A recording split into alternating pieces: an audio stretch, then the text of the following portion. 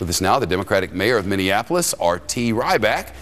He is also the vice chair of the Democratic National Committee and was the first mayor in this nation to endorse President Obama for the presidency back in 2008. Mr. Mayor, thank you and welcome to Fox News Channel.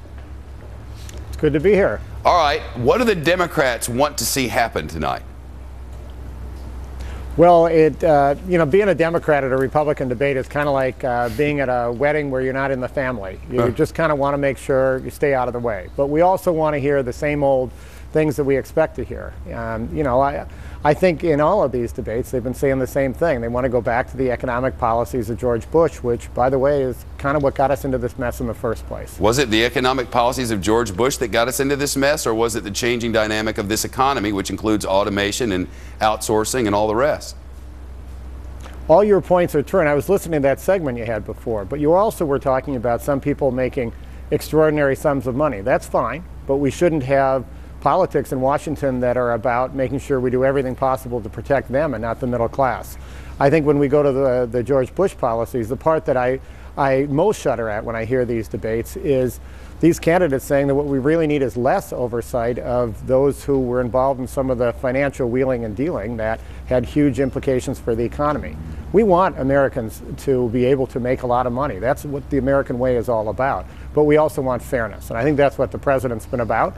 I think that's what this debate about the middle class tax cut has been in Washington.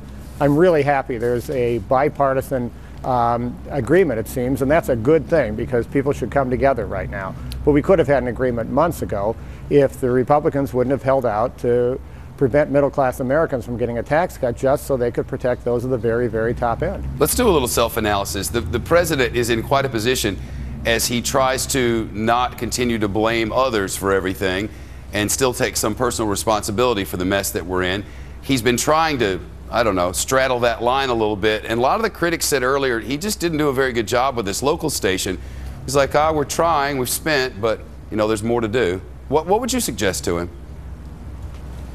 Well, I would suggest that we're doing exactly what we should do, is we're going out into small towns in Iowa and across the country, big cities, doing the same thing, looking people in the eye and telling them that we are in tough times and it's not going to be a snap of the finger to get out. What we do need to do is to make sure the economy is treating everyone fairly. We need to invest in the engines of the economy, which is small business. And as a mayor who's been able to put money into small businesses because of the work of President Obama, I know that we're on the right track on that. We have to be about investing in the new economy, the places where things are growing. The new energy economy in places like Iowa or Minnesota or other places is what the president's invested in. We also have to make sure we drive exports, which the president has focused on, and that's one of the pieces of the economy that's really moving forward. There's no magic wand with all of this, but if we do the basics and we have fairness, and that's what the president's been about, we can keep moving. And the good news is 21 straight months of private sector job growth. We're moving in the right direction, and we just have to not go back to the past. The outsider looking in at the party in Iowa tonight, R.T. Rybak, the mayor of the city of Minneapolis. It's nice to see you, sir. Thank you for coming.